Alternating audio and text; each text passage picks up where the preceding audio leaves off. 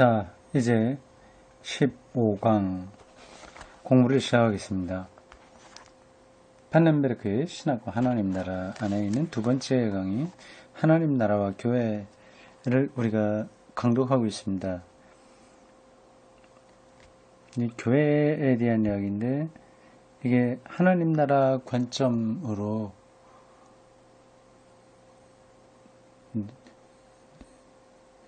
분석한다고 할까? 해명한다고 할까? 그런 작업을 하는 거죠. 그러니까 단순히 예수를 믿는 사람들의 공동체, 종교 모임, 그러한 동호회와 같은 수준이 아니라 하나님 나라 차원에서 이 교회가 뿌리를 내리고 또 지금 자신의 모습도 성찰하고 나갈 방향도 잡아야 된다. 그 얘기입니다. 앞에 공부에서 마지막으로 한 이야기가 교회가 세상으로부터 완전히 초월적이다, 이런 입장을 가지고 있는 것에 대한 문제점을 짚은 거예요. 그 다음 이어집니다. 117쪽 밑부분에서 새롭게 시작하는 패러그래프입니다. 이 점에 있어서 이 점이라고 하는 것은 바로 지금 설명한 겁니다. 교회가 세상으로부터 벗어나서 고고한 차원에 머물러 있다. 우리들은 세상 일에 참여하지 않는다. 그러면서 사실은 또 그게 다른 방식으로 참여하는 건데, 그러한 점에 있어서 우리는 마르크스주의자의 종교 비판을 논할 수 없다. 마르크스주의자들이 교회를 민중의 아편 이렇게 비판했지 않습니까? 그것에 대해서 우리가 왈부할 수 없다는 말입니다. 우리는 다만 잘못을 고백할 수 있을 뿐이다. 교회는 그 타겟성의 강조 때문에 자기의 영속화를 열정적으로 추구하는 여러 가지 사회 조직에 의해서 이용될 가능성이 있으며 사실 그렇게 이용되었었다. 여기서 기독교 교회가 세계에서는 또 완전히 동떨어진 고고한 그런 문제에만 관심을 거는다고 하는 것 때문에 이용당하는 거죠. 이용당해요. 어떤 데 이용당하냐면 자기의 영속화를 열정적으로 추구하는 사회 조직에 이용당한다. 국가, 기업 이런 것들이 자기 영속화를 추구하는 조직이잖아요. 이용당하는 거죠. 적당하게 교회를 구슬러서 그래 너희들은 그런 세계에 고고한 세계에 있어. 이 땅 이거는 우리들이 알아서 할 거야. 이런 거죠. 그러나 마르크스주의의 비판은 이것이 사회에 대한 교회의 관계의 왜곡이라고 하는 것을 알지 못한다.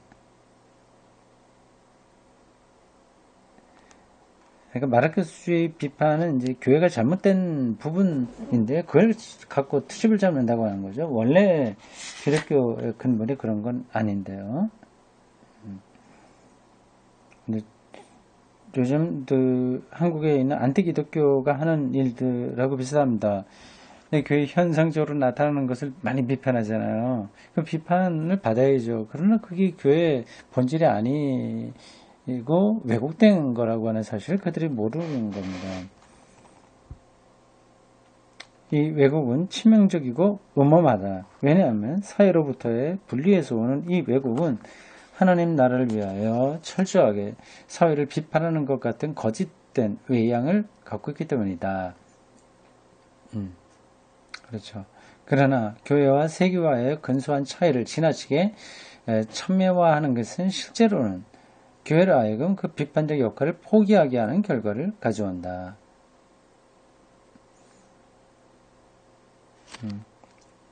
교회는 비판과 무관심과를 혼돈해서는 안 된다. 비판을 해야 되고 무관심으로 나가면 안 되는데 이런 것들을 혼동해서는 안 된다. 그렇죠? 교회는 현재의 사회 형태와 정치 형태를 최대한 성실성을 가지고 고려해야 되며 오고 있는 하나님 나라의 빛으로 그것을 평가하지 않으면 안 된다. 남을 나라 하면 안 된다는 거죠. 한국교회에 많은 그 사람들이 혹은 그 많은 부분에 해당되는 교회들이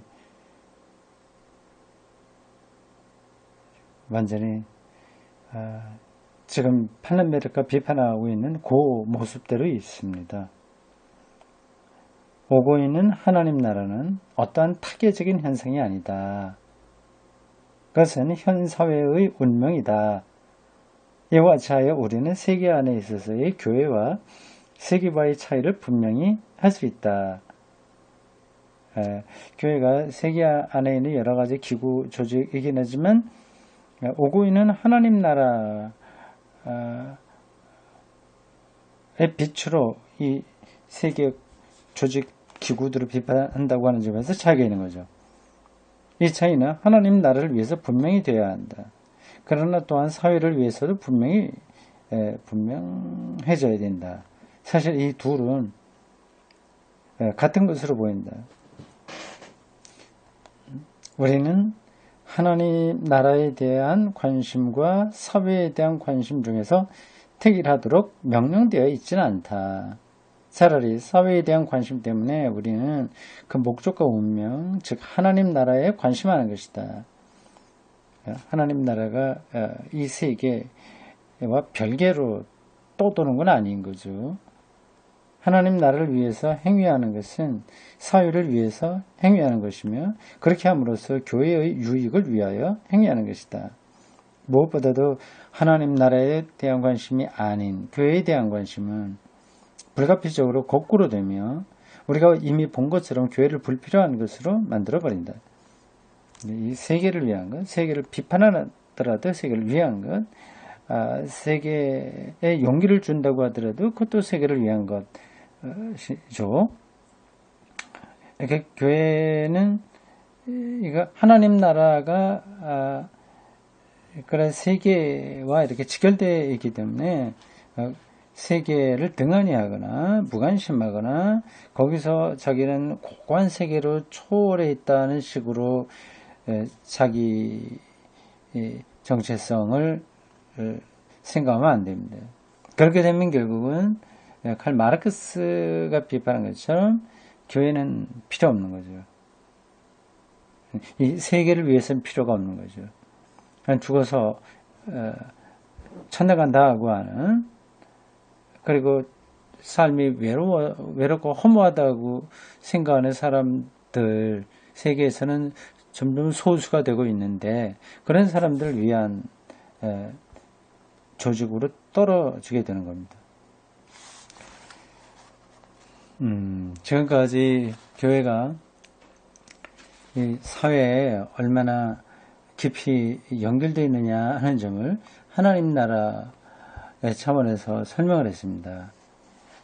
사회라고 하는 것은 정치, 경제, 문화, 과학 이런 것들이 다 포함되어 있는 거잖아요. 이렇게 이 사회 문제를 우리가 잘 뚫어봐야 되는 겁니다. 이 세상이 어떻게 되든 상관없이 교회는 예수만 잘 믿으면 된다라고 하는 것은 성립되지 않는 거예요. 이 세계에서 중요한 영향력을 끼치는 분야가 정치죠. 그래서 그 다음 항목이 정치의 비신화화입니다.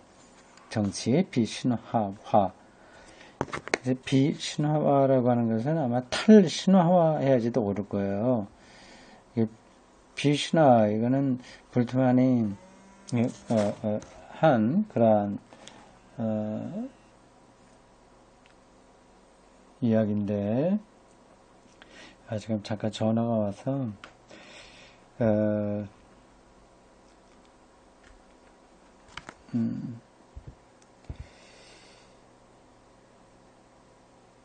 됐습니다.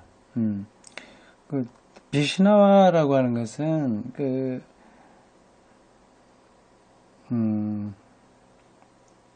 볼트만이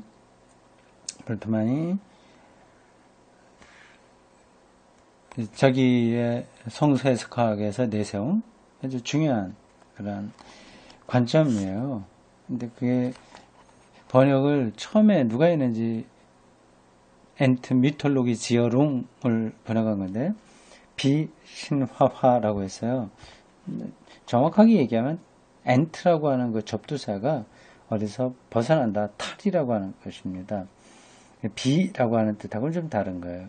그러니까 탈신화화 해야지 옳죠. 이 소제목 정치의 탈신화와 이게 뭘 얘기하려고 하는지 대충 감은 잡혀요.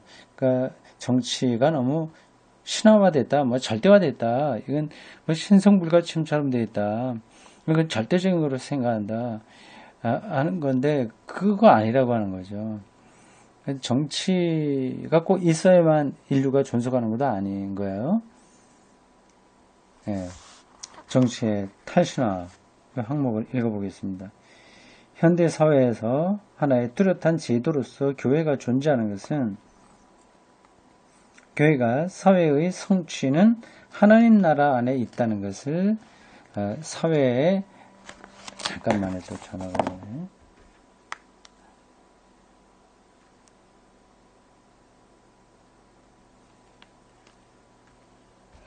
됐습니다.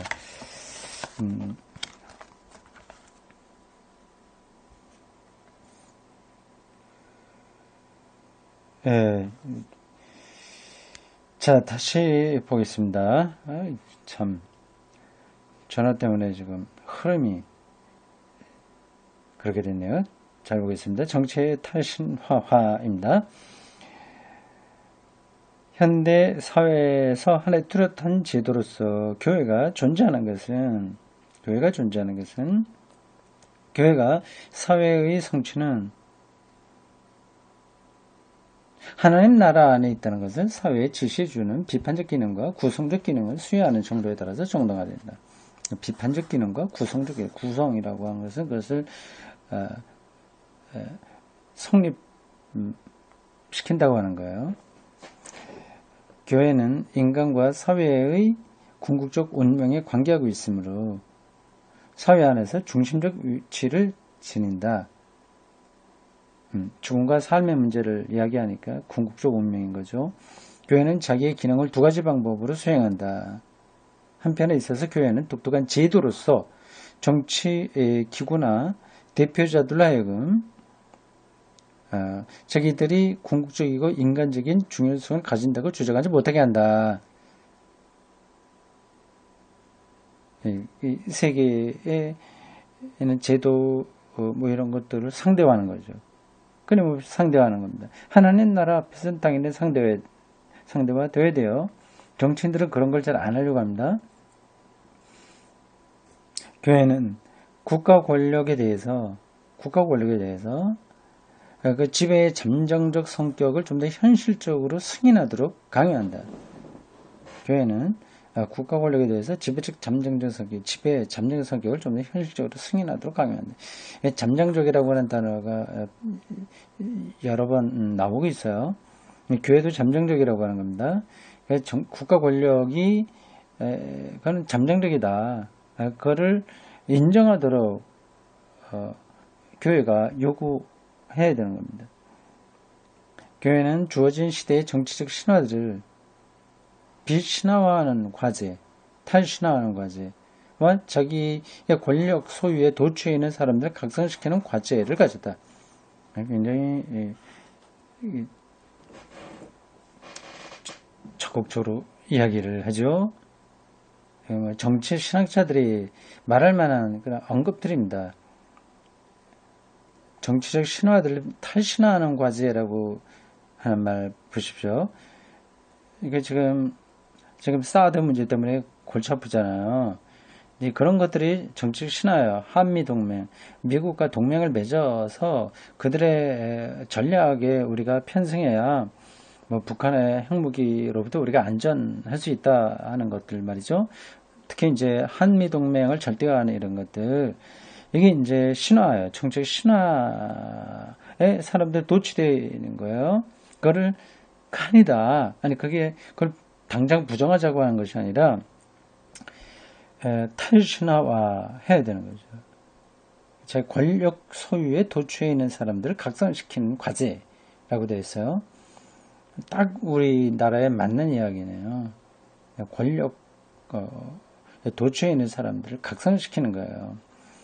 이건 뭐 꼭 대통령만 얘기하는 것이 아니라 군부 또 검찰 정말 그렇잖아요.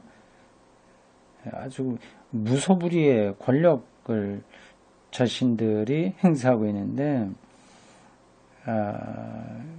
각성시켜야 될 책임이 그런 과제가 교회에 있죠. 근데 그렇게 교회가 하고 있나요? 교회는 또한 제2의 극적 방법으로 그 기능을 수행한다. 두 번째 극적인 방법이라고 하네요. 뭔가 봅시다. 즉 하나님 나라에서의 인류의 미래적 성취를 증언함으로써 교회는 사회 실천에 대한 상상력을 환기시키고 사회 번역에 대한 비전을 고취하는 데 도움을 준다. 그렇죠. 인류 미래의 성취를 증언.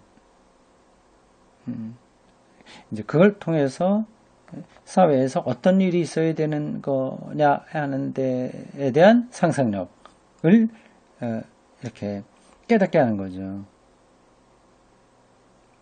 지금 자본주의 시스템이 하나님 나라의 빛에서 어떻게 새로워져야 되냐, 실제적으로 어떤 일이 이루어져야 되냐 하는 상상력을 할 수 있게 하는 것. 이게 교회가 하는 일입니다.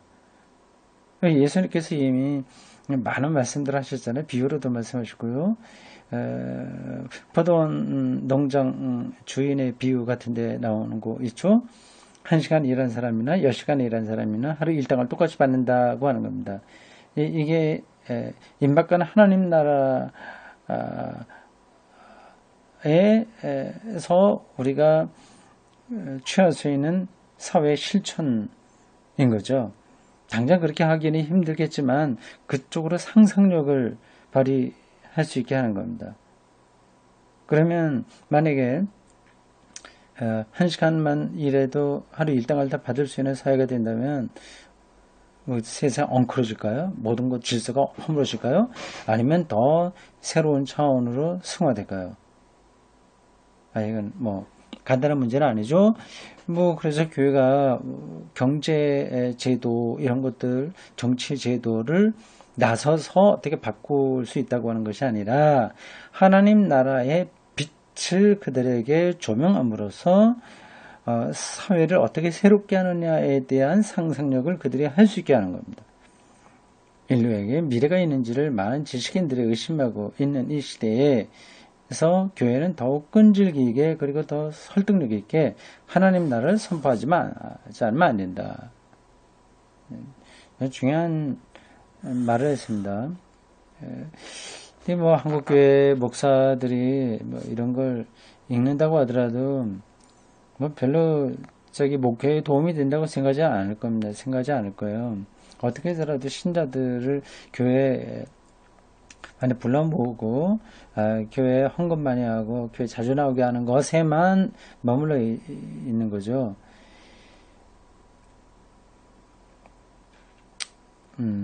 한국 교회가 지금 하나님 나라를 선포하고 있을까요? 하나님 나라 하면 예수 믿고 죽어서 천당 간다. 뭐 제가 마음의 평화를 누린다. 이런 정도죠. 이 정치를 탈신하는 이러한 차원에까지 전혀 이루고 있지 못합니다. 좀 비극적인 상황이죠. 다음 패러그래프입니다. 기독교 역사에서 이러한 적극적인 공헌은 흔히 소위 소종파 운동에서 온 것이었다. 오히려 거대 정통보다도 소종파에서 이러한 자극들이 있었다고 하는 거죠.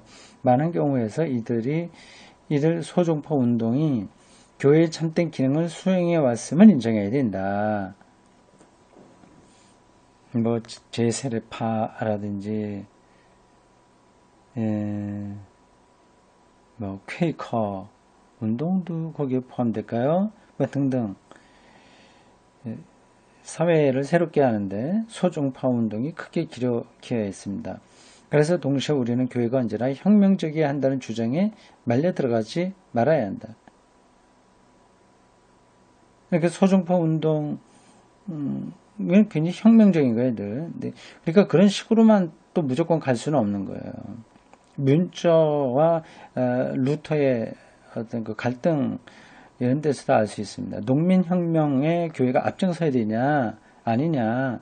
뮌처는 선봉에 서서 싸웠고요. 루터는 오히려 처음에는 농민 편을 들다가 중반으로 넘어가면서 영주 쪽으로 갔어요.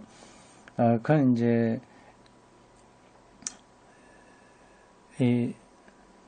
이런 겁니다. 사회 무질서보다는 영주의 카리스마가 비록 농민들의 적당한 합당한 권익을 보장하지 못한다고 하더라도 낫다. 무질서보다는 독재가 낫다. 뭐 이렇게 말할 수 있습니다. 일리가 있습니다.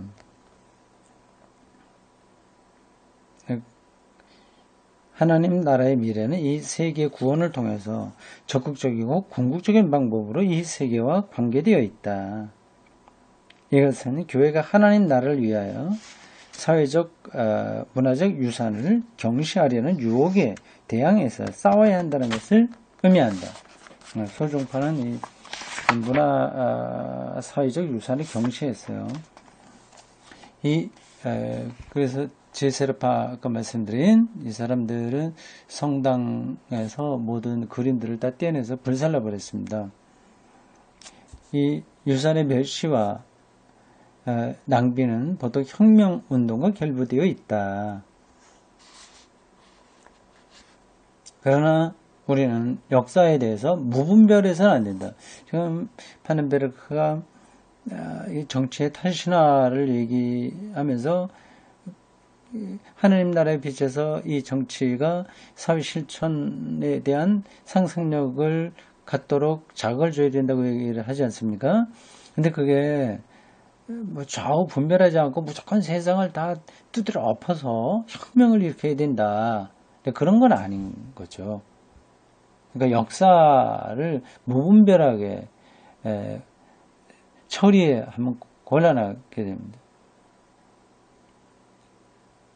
저는 아까 말씀드린 뮌처와 루터의 그러한 갈등에서 루터의 입장이 더 옳다 생각합니다.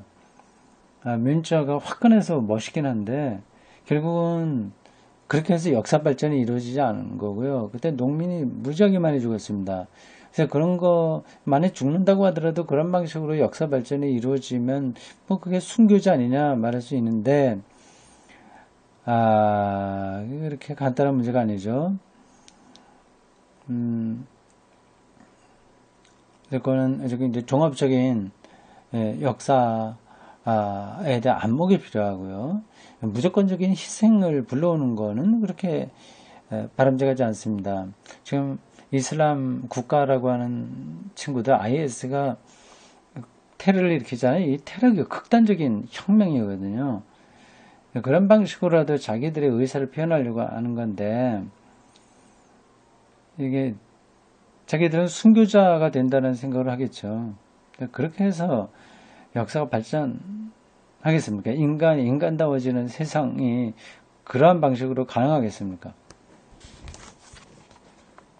그러므로 혁명이라는 말은 사회 안에서의 교회의 역할을 말할 때 주의해서 사용해야 한다.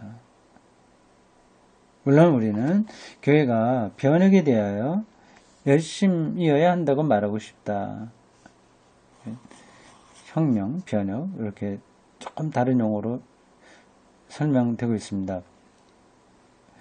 문화유산을 주어진 형태 속에서 그대로 간직하려고만 함으로써 그것이 구해질 수 없다고 하는 것을 교회는 잘 안다. 문화유산, 뭐 정치, 사회, 뭐 이런 등등 다 섞은 것들이 다 문화유산이거든요.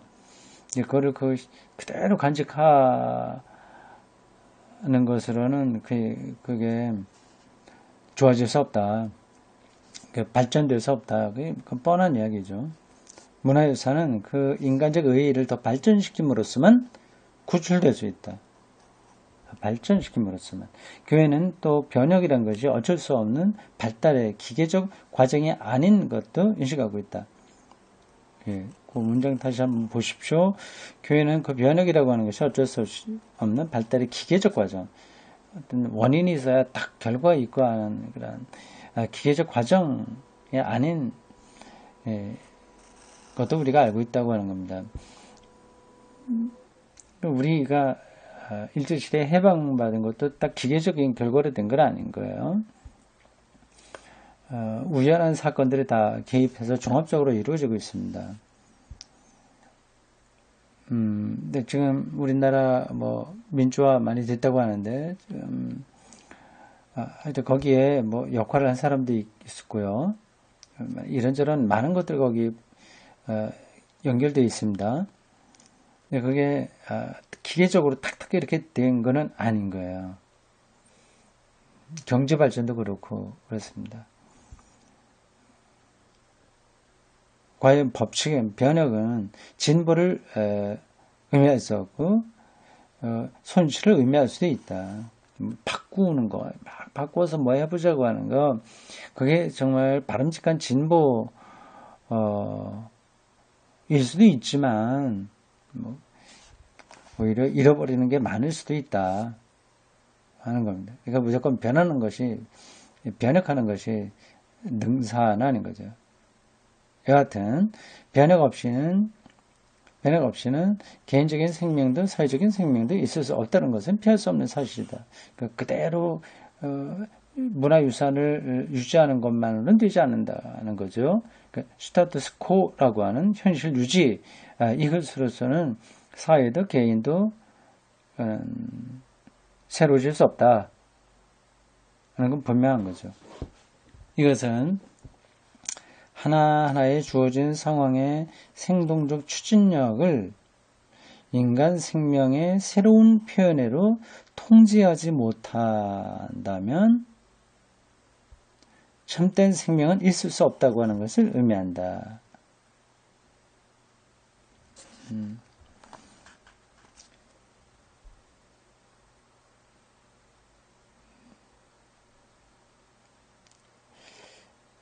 참 중요한 설명이네요. 생동적 추진력, 이게 변혁과 혁명의 에너지들이죠. 종교개혁도 그런 겁니다. 그런 것들을 인간 생명의 새로운 표현으로 통제하지 못한다면 그건 뭐 별거 아니다. 그리고 파괴적일 수만도 있다고 하는 겁니다. 뭐 공산, 혁명 이런 것들이 굉장히 강한 에너지였잖아요. 한 국가, 사회를 완전히 상정벽해로 변화시킬 수 있는 거였었는데 그게 생명력을 잃어버렸잖아요. 지금 쭉 역사를 통해서 보면 그렇습니다. 그 이유는 인간 생명의 새로운 표현으로 통제하지 못한다면 이 말이 이제 번역투라서 탁 들어오진 않습니다. 그런 공산주의 혁명이라든지 어떤 그 해방 신학이나 뭐 쿠바에서 있었던 그런 제3세계의 혁명들, 거기 많은 혁명가들 있잖아요. 거기 관계된 그러한 아주 강한 에너지인데 그게 인간 생명의 새로운 표현, 인간 생명의 새로운 표현이라 뭘까요? 그것이 그 혁명과 변화의 에너지가 과연 인간 생명을 어떻게 새로운 차원으로 끌어올리는가의 관점에서 적절하게 통제되어야 한다는 거죠. 그렇게 되지 못하면 이게 굉장히 폭력적으로 파괴적으로 그 자체가 목적이 되어버리는 겁니다. 그 인간의 생명을 더 고상하고 또 인간다운 차원으로 끌어올리는 하나의 과정과 수단으로서 제 역할을 해야 되는데, 혁명 자체가 목적이 되어버리고 마는 거죠. 그러면 어떻게 됩니까? 결과는 뻔한 거죠.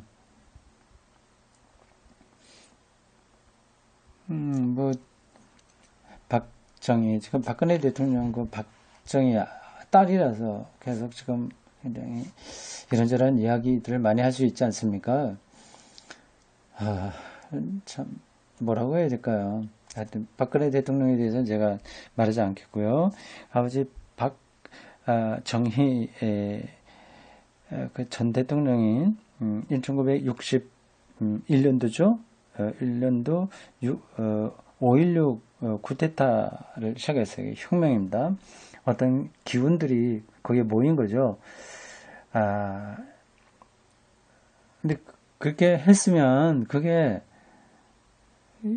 한민족, 그게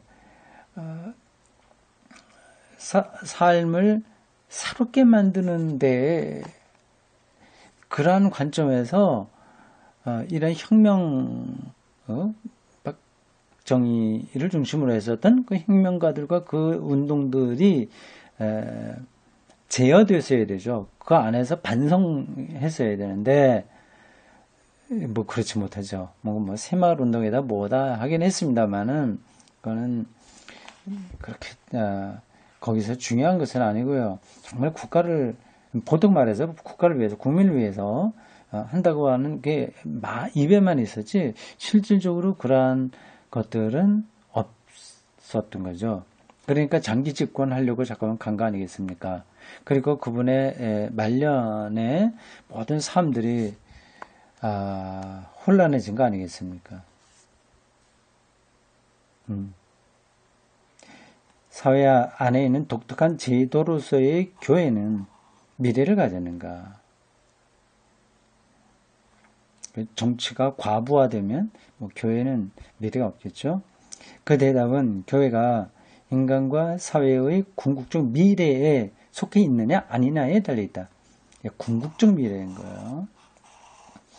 좀 잘 먹고 잘 살게 해주는 거, 기도해서 복 받는 거, 이런 것에 교회가 매몰되어 있으면 교회의 미래는 있다 없다 없는 거죠. 궁극적 미래에 속해 있어야 하는 거죠.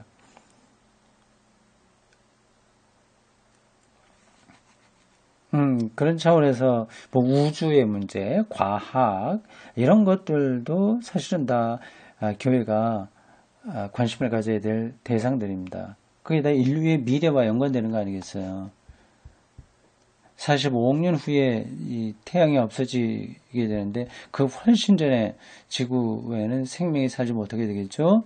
그러한 미래까지 내다보면서 하나님 나라를 말할 수 있어야만 교회의 미래가 가능합니다. 마지막 문장이에요. 인간과 사회는 보다 적절한 자기 실현을 대망하고 있다. 왜 이렇게 됐죠, 문장이? 다시 그 대답은 교회가 미래를 가지는가 이렇게 질문해 놓고 그 다음에 대답이 나옵니다. 그 대답은 교회가 인간과 사회의 궁극적 미래에 속해 있느냐 아니냐에 달려 있다. 그리고라고 하는 접속사를 쓰면 안 되겠네요. 달려 있다. 그런데 그리고가 아니라 그런데가 오히려 나을 것 같습니다. 그런데 인간과 사회는 보다 적절한 자기 실현을 대망하고 있다. 자기 실현을 대망하고 있는 애들에게 교회가 궁극적 미래에 대한 비전을 제시할 수 있느냐 없느냐, 그리고 제시하는 것이 타당성이 있느냐 없느냐, 여기에 교회의 미래가 달려있다고 하는 겁니다. 고맙습니다.